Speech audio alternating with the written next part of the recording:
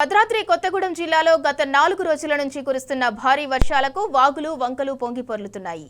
ఎగువన కురుస్తున్న భారీ వర్షాలకు గోదావరి నీటి మట్టం అంతకంతకు పెరుగుతూ వస్తోంది. ప్రస్తుతం గోదావరి నీటి మట్టం 48 అడుగులకు చేరుకుంది. దాంతో అధికారులు రెండో ప్రమాద హెచ్చరిక జారీ చేశారు. గోదావరి నీటి మట్టం పెరగటంతో చెర్ల, దుమ్ముగూడెం, వాజేడు మండలాల్లో రోడ్లకు ఇరువైపులా గోదావరి ప్రవహిస్తోంది. కూనవరం, విఆర్పురం, చింతూరు మండలాలకు రాకపోకలు నిలిచిపోయాయి. లోతట్టు ప్రాంతాల ప్రజలను అధికారులు సురక్షిత ప్రాంతాలకు తరలిస్తున్నారు. గోదావరి ప్రవాహం ఎక్కువగా ఉండటంతో పర్ణశాల, సీతమ్మనార, చీరల ప్రాంతం నీట మునిగింది.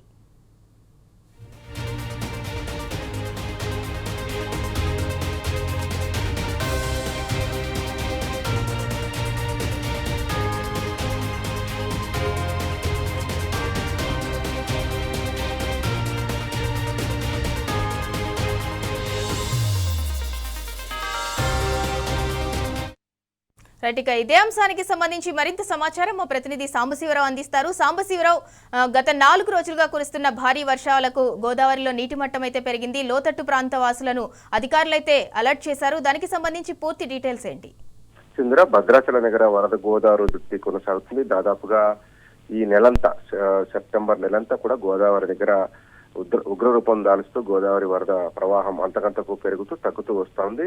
గత 4 రోజులుగా కురుస్తున్నటువంటి వర్షాలకు తోడు ఎగువ నుంచి వస్తున్నటువంటి వరద కారణంగా భద్రాచలం దగ్గర ఇవాళ రెండో ప్రమాద హెచ్చరికకు చేరుకుంది గోదావరి వరద ప్రవాహం. ఇప్పుడు 48.80 అడుగుల దగ్గర గోదావరి ప్రవాహం కొనసాగుతుంది. దాదాపు 11,59,535 క్యూసెక్ల వరద నీరు దిగువకు ప్రవహిస్తోంది.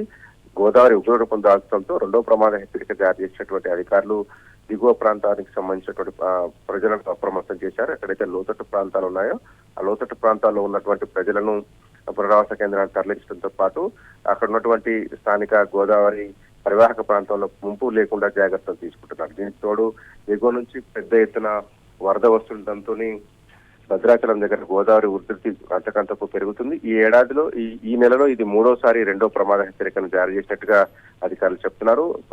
ఛత్తీస్గఢ్, తెలంగాణకు సంబంధించినటువంటి రహదారి పూర్తిగా బ్లాక్ అవడంతో ములుగు జిల్లా వాజేడు మండలం టేకులగూడెం దగ్గర జాతీయ రహదారిపైకి నీళ్లు రావడంతో తెలంగాణ, ఛత్తీస్గఢ్ మధ్య రాకపోకలు నిలిచిపోయినట్టుగా అధికారులు తెలియజేశారు. ఆ ప్రాంతం నుంచి అటువైపు వెళ్లాలంటే కనుక వేరే ప్రత్యామ్నాయ మార్గాలను ఎంచుకోవాలని చెప్పి అధికారులు తెలియజేస్తున్నారు. భద్రాచలం దగ్గర కూడా నిన్న మొన్న కురిసినటువంటి వర్షానికి తోడు ఎగువ నుంచి పెద్ద ఎత్తున వరద వస్తుండటంతో గోదావరి దగ్గర అంతకంతకు ఉధృతి పెరుగుతుంది. ఇది మరి కాస్త పెరిగేటువంటి అవకాశం ఉంటుందని కూడా అధికారులు చెప్తా ఉన్నారు.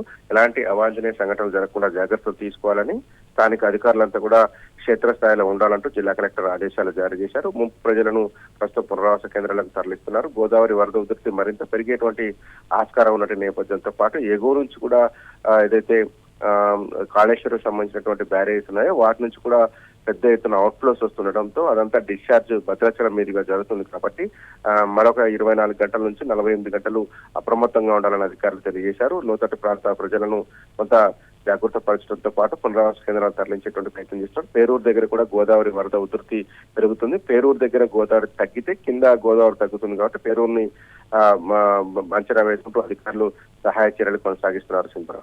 Right, thank you Sambasivarao.